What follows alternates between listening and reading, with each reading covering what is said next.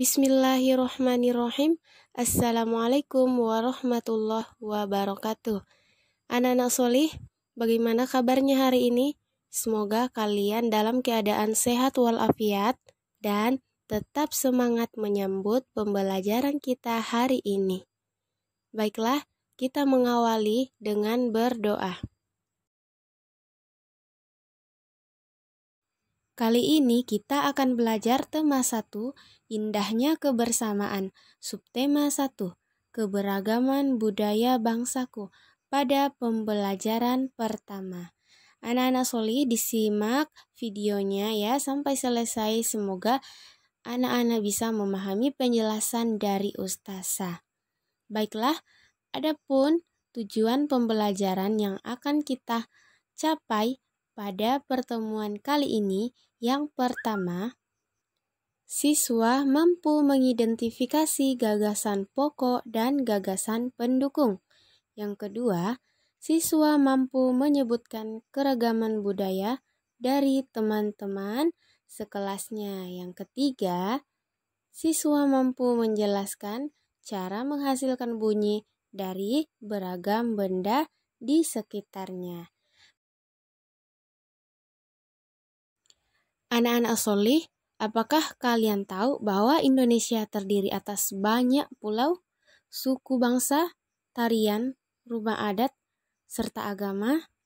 Nah, untuk mengetahuinya, ayo kita cari tahu lebih jauh tentang keberagaman tersebut. Indonesia terdiri atas berbagai macam suku bangsa dan budaya, namun tetap dalam satu wilayah Negara Kesatuan Republik Indonesia. Keberagaman tersebut merupakan anugerah dari Tuhan Yang Maha Esa dan kita wajib mensyukurinya. Ya anak-anak, keberagaman ini sangat patut kita syukuri. Nah, mari kita mengamati contoh kecil dari keberagaman yang ada di Indonesia. Kita perhatikan pada gambar tersebut. Yang pertama, dari suku Papua dengan pakaian adatnya yang dilengkapi dengan aksesoris yang begitu khas dengan tas noken dari anyaman kayu. Nama pakaian adatnya adalah pakaian adat Yokal. Kemudian di sampingnya ada rumah adat, namanya rumah adat Honai, dan alat musik tradisional yang dipegang oleh penari namanya tifa. Selanjutnya, gambar kedua adalah suku Bugis. Ini berasal dari Sulawesi Selatan dengan pakaian adatnya bernama pakaian adat Baju Bodoh. Dengan salah satu tarian tradisionalnya yaitu tari kipas, dan diperhatikan di belakangnya ada rumah adatnya yaitu rumah adat Bugis, biasa disebut dengan Bala Elompoa. Nah, Bugis itu juga memiliki banyak keberagaman rumah adat dan tari-tarian lainnya. Baiklah, nanti Ustazah jelaskan lebih rinci. Nah, selanjutnya gambar yang ketiga ini berasal dari rumah adat Minangkabau yang bernama Rumah Gadang, yang berasal dari Sumatera Barat. Tari khas dari Minangkabau namanya tari piring dengan pakaian adatnya bernama Bundo Kanduang. Nah, inilah beberapa atau contoh kecil dari keberagaman. Baiklah, kita baca teks bacaan tentang keberagaman budaya.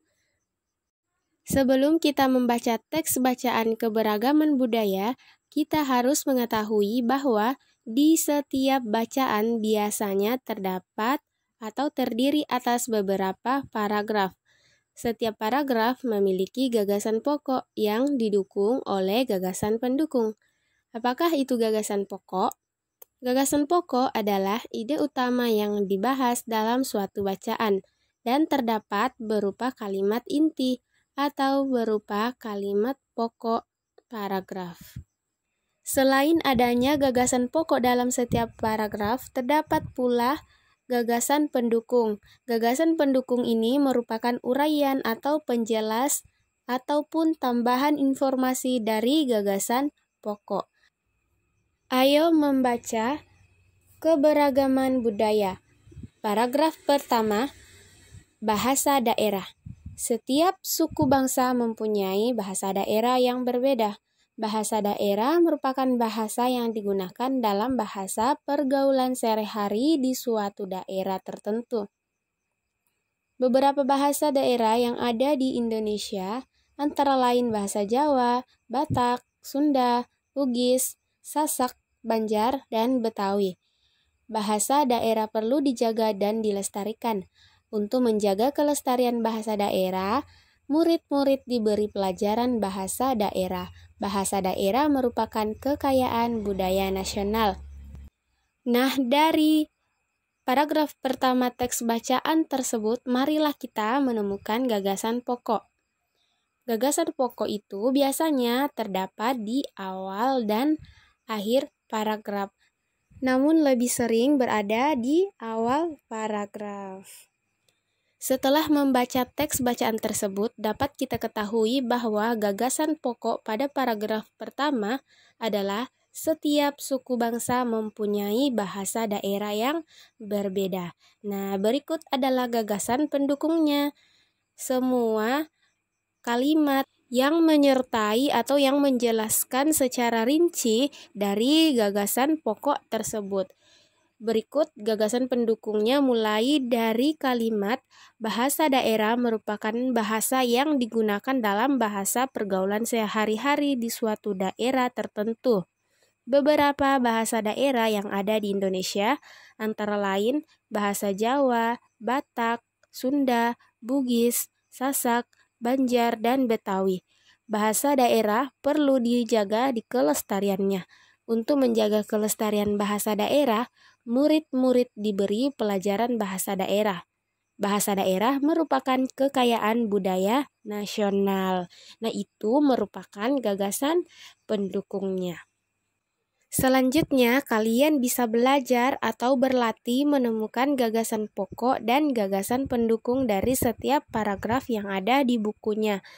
Di sini masih beberapa paragraf tentang keberagaman budaya yang belum ditemukan gagasan pokoknya.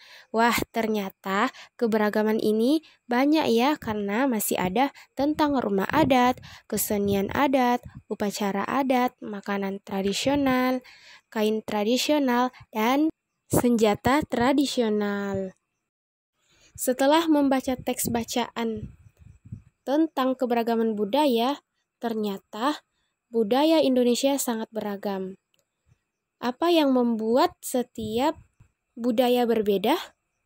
Nah, Indonesia adalah negara yang sangat beragam budaya, agama, bahasa daerahnya, termasuk juga tariannya. Kemudian ada juga keberagaman tentang alat musik.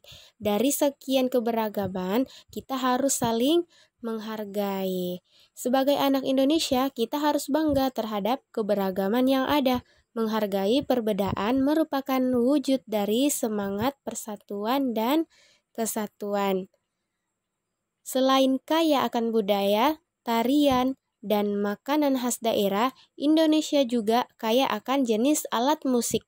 Berikut adalah contoh alat musik yang dimiliki oleh berbagai suku di Indonesia.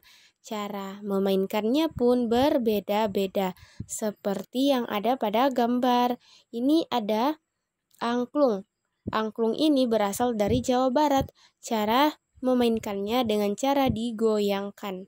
Nah, ini adalah saluang pauh, berasal dari Sumatera Barat. Dimainkan dengan cara ditiup. Nah, selanjutnya ada tifa. Tifa ini berasal dari Papua. Dimainkan dengan cara dipukul. Bentuknya seperti gendang namun agak panjang ya. Bagian di kedua sisinya memiliki bentuk yang sama. Nah, ada pula kendang.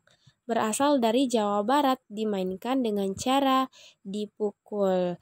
Setelah mengetahui berbagai macam alat musik dan cara pemakaiannya, apakah kalian tahu bahwa banyak sekali benda yang dapat menghasilkan bunyi yang ada di sekitar kita? Jadi bukan hanya alat musik saja yang menghasilkan bunyi, tetapi berbagai macam alat. Ayo kita pelajari lebih lanjut tentang bunyi. Amati benda-benda yang ada di sekitar kalian. Ambillah 5 benda yang kalian anggap sebagai sumber bunyi. Pastikan bahwa benda yang kalian temukan berbeda cara membunyikannya. Misalnya, benda yang satu bisa ditiup, benda kedua bisa digesek, benda ketiga dapat dipetik, benda keempat dapat dipukul, dan benda kelima dapat ditekan. Allah yang Maha Esa menganugerahkan kita indera pendengar. Melalui indera ini, kita dapat mendengar dan menikmati hasil karya seni budaya yang beragam. Masya Allah, ini adalah suatu berkah ya untuk kita. Nah, ayo kita cari tahu bagaimana cara menghasilkan bunyi yang lebih keras atau lebih pelan. Segala macam bentuk bunyi berasal dari benda yang bergetar. Getaran suatu benda akan mengakibatkan udara di sekitarnya bergetar. Getaran tersebut menimbulkan gelombang bunyi, disebut sumber bunyi. Sampai di sini bisa dipahami ya, anak-anak solih. Bunyi dapat merambat melalui benda padat, cair, dan gas. Akan tetapi bunyi tidak dapat merambat pada ruang hampa.